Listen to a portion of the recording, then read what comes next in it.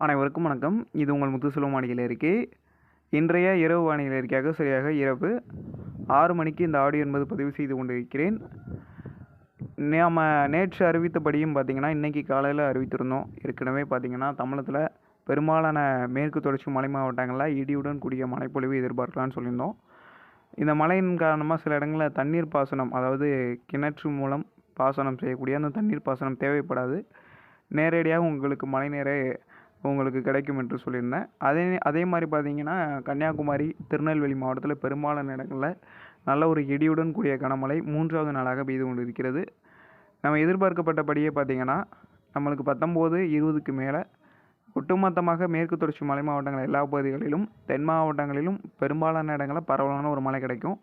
தென் மாவட்டங்களில் இப்போ ஆங்காங்கே பெய்து கொண்டிருக்கக்கூடிய இந்த மழைப்பொழிவு 19, 20க்கு மேலே எல்லா இடங்களிலும் கிடைக்கிறதுக்கான வாய்ப்புகள் இருக்கிறது. மதுரை, சிவகங்கை, விருதுநகர், தூத்துக்குடி, ராமநாதபுரம் வரைக்கும் கூட எட்டுவதற்கான வாய்ப்புகள் என்பது இருக்கிறது. ஓகேவா? அதனால தென் மாவட்டங்களில் 19, 20க்கு மேலே பார்த்திங்கன்னா எல்லா இடங்களிலுமே ஒரு பரவலான ஒரு மழைப்பொழிவு கிடைக்கிறதுக்கான வாய்ப்பு இருக்குது. இதனால் விவசாயிகள் கொஞ்சம் முன்னெச்சரிக்கையாக செய்யலாம்.